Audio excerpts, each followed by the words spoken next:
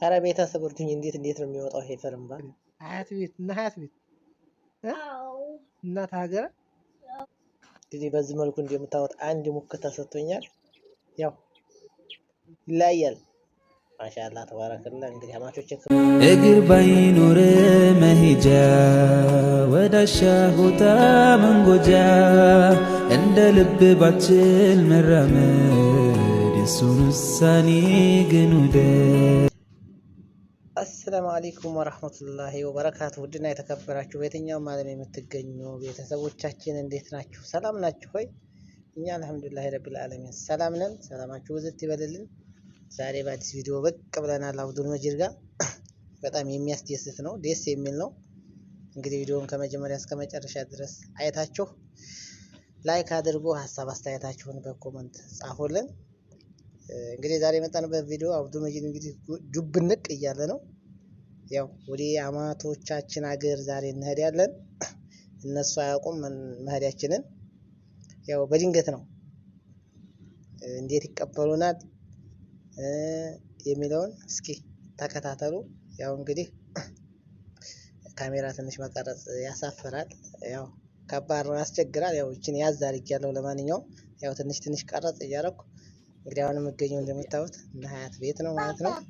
ባባ ሬድዋን ጋር ምን ባባ ባባ ማነው ባባ እና በድንገትም በህድ እንግዲህ የተዘጋጀልኝ ሙክት ይሄ ሙክት ተዘጋጅቶልኛል። ያው እንግዲህ ግፋፍም አልተባልኩኝ መባል ነበረብኝ። ያው ብዙም ስለሚያስቸግር ያው እንደምታዩት እንደዛ አድርገው አንድ ሙክት ጥለዋል ማለት ነው። ቀጣዩ ሁለተኛው ደግሞ እንደምታዩት ይሄ በኔ ነው የሚያልቀው። ያው የመጀመሪያው እንግዲህ ያው አብዛኞቻችን እኮ ከስደት መልስ ብዙም ልምድም ስለሌለን በተለይ ይሄ ቡሸር የሚባለው ወገብ ፈረምባ ብዙ ነገር አለ። እሱን ማወጣጣት ሙያ ይጠይቃል። እና ቀጣው አሁን አወኩበትም አላወኩበትም ሁለተኛውን እንግዲህ እንደምታዩት እንደዛ አድርጌ ግፈፈፍ አድርጌ ጨርሻታለሁ። ልዩነት አለ እነሱና እኔ ምንና ምን። አሁን እኔ ይሄ ገፈፍኩት የሚወርቅ ቡሸሬው ማለት ነው የሚወርቅ እንጂ የሚሸጥ አይደለም።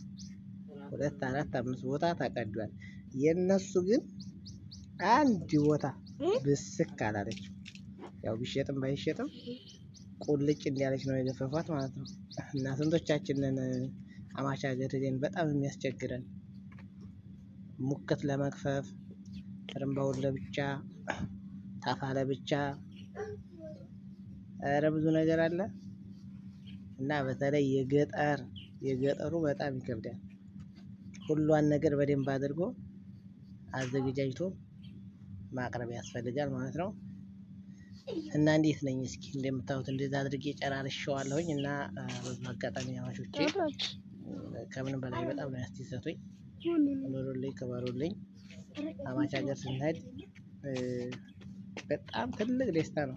አማች ማለት ያው አማች ያው ስሙ አማች ሆይ እንጂ ያው እናት አባት የሚስትም ወንድም ነው። ከቤተሰብ የበለጠ ለልጅ ባል ያላቸው ክብር ያላቸው አቀራረብ ሁሉ ነገር በጣም ደስ የሚል ነው። እና እናንተስ ከባላችሁ ቤተሰቦች ጋር እንዴት ናችሁ? በስልክም እኮ የሚጣሉ አሉ፣ በአካልም ተገናኝተው የማይዋደዱ አሉ፣ የሚዋደዱ አሉ።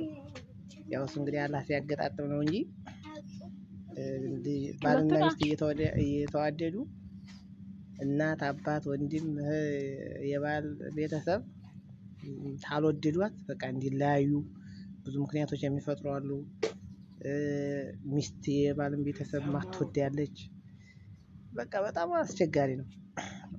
ትዳር ማለት ከባልን ቤተሰብ ጋር የባል ቤተሰቦችም ከሚስት ጋር ፍቅር ሲሆኑ መዋፈቃ ሲሆኑ በጣም ያስደስታል ማለት ነው። እና አልሐምዱሊላህ ረብል ዓለሚን እኔ በጣም ደስተኛ ነኝ፣ ደስ ብሎኛል። ያው አላህ ያስደስታችሁ ነው የምለው፣ ሌላ ምንም አልልም። እና ትዳር ቤተሰብም ይመለከታል። በተለይ በትዳር ላይ ቤተሰብ ትንሽ ተጽዕኖ ቢኖር በትዳር ላይ የተለያዩ ችግሮች፣ ምክንያቶች ይኖራሉ። እነዛን ደግሞ እኛ ባልና ሚስት መታገዝ ብዙ የሚታለፉ ነገሮች ስላሉ ከባል ቤተሰቦች ጋር ከሚስት ቤተሰቦች ጋር በቃ ያለውን ነገር በፍቅር ነገሮችን ደግሞ ተወት በማድረግ በማሳለፍ መኖር አለብን ነው የምለው። እና ሳውዲ አረቢያ ላይ ወላሂ ነው የምላችሁ የዚህ መጨናነቅ ምናምን ነገር የለም። ይችን በጊቱን ግፍፍ አድርጎ በቃ ለ3 ለ4 ማለት ነው። አረ እርዱኝ እስኪ እዚህ ጋር እንዴት ነው የፍርምባ የሚወጣው? እኔ ምንም እጁን ዘንጥዬ እንግዲህ ዝንጥለት አደረኩት። በኋላ ይሄን እዛው ይዘገጃጅ እንደዛ አድርጌ ታቀረብኩ ማለት ነው። ከቡሸሬው ጋር ይላቀቅ ብቻ።